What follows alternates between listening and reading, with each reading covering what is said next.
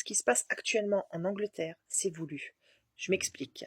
Il y a quelques semaines de ça, on a entendu qu'un Rwandais avait poignardé des enfants dont 3 petites filles sont mortes. Alors déjà, j'aimerais apporter une petite nuance parce que depuis il y a des émeutes, c'est devenu un truc de fou en Angleterre, hein. On nous a dit un Rwandais. Maintenant, on nous a précisé qu'en fin de compte, c'était un jeune de 17 ans qui était bien un sujet britannique et qui avait des parents qui étaient rwandais. Donc ça veut dire qu'il est britannique d'origine rwandaise, ce qui est légèrement différent quand même. Et en plus de ça, visiblement, il serait même pas musulman. Alors que depuis ce moment-là, il y a des émeutes anti-musulmans. S'il est même pas musulman, c'est quoi le rapport? Les médias ont dit au début que les autorités ont caché volontairement l'identité du jeune, hein, pour ne pas qu'il y ait d'émeutes parce qu'il faisait partie des minorités. Alors que c'est un citoyen britannique.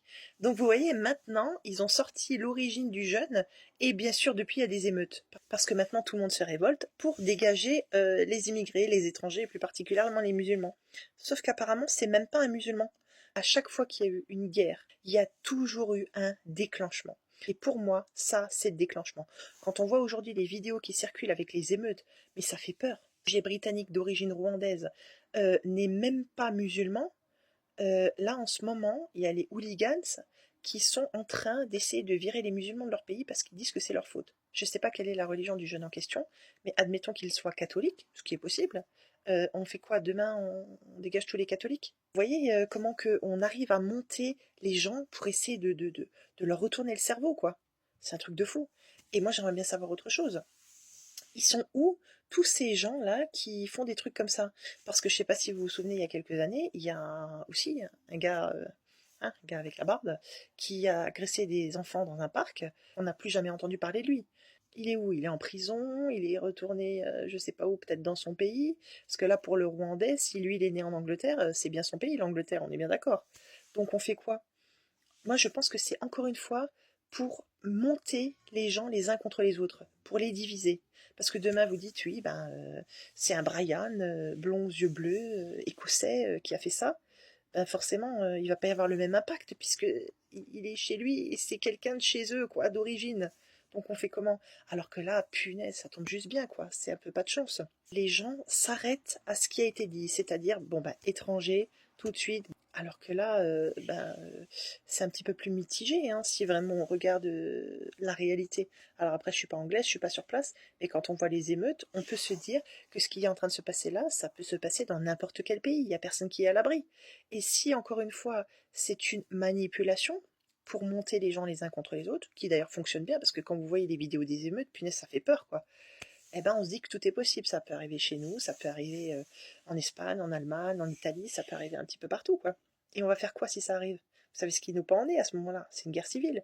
Et en plus, on est d'accord qu'avec les élections en France il n'y a pas très longtemps, on a bien pu prendre la température de ce qu'il en est des Français, on va dire français, hein, même s'il y a des origines à un moment donné dans la lignée, avec tout ce qui est immigration. Donc demain, il y a un truc comme ça qui se passe chez nous. Encore une fois, ce sera l'occasion de nouveau de monter les, entre guillemets, Français contre les minorités. C'est évident. Et moi, je pense qu'il faut réfléchir, quoi. Il ne faut pas seulement voir ce qu'on nous dit. Il faut essayer de prendre tout l'ensemble du problème et du sujet. Et malheureusement, ça se fait de moins en moins. Les gens écoutent seulement ce que les médias veulent bien leur dire, et on sait très bien que les médias disent seulement ce qu'ils veulent dire. Hein, c'est pas nouveau. Puis entre nous, on en parle des manifestations où il y a des casseurs dedans, et les casseurs, hein, c'est des gens qui sont le reste de l'année en uniforme, quoi, pour pas dire autre chose. Et ça, si c'est ça, c'est pas provoqué, vous pensez? Vous voyez, on dit, ah, les étrangers, les casseurs, les trucs, bien sûr qu'il y en a toujours. Mais quand c'est des gens qui sont en uniforme et qui vont casser, vous êtes bien d'accord qu'il y a un but là-dedans? But. Et vous n'allez pas vous dire, non, c'est pas possible, on n'y croit pas. Ben, on l'a vu quand il y avait les gilets jaunes, que certains allaient mettre leur tenue, et puis après ils revenaient en civil pour aller se mêler à la foule pour caillasser, quoi. Donc voilà, ça a été filmé, ça, à l'époque, on peut pas dire que c'est pas vrai. Donc je pense qu'il faut vraiment réfléchir, prendre du recul, et utiliser son cerveau, quoi. Il est temps. Sur ce, prenez soin de vous, prenez soin de vos enfants, et à très bientôt.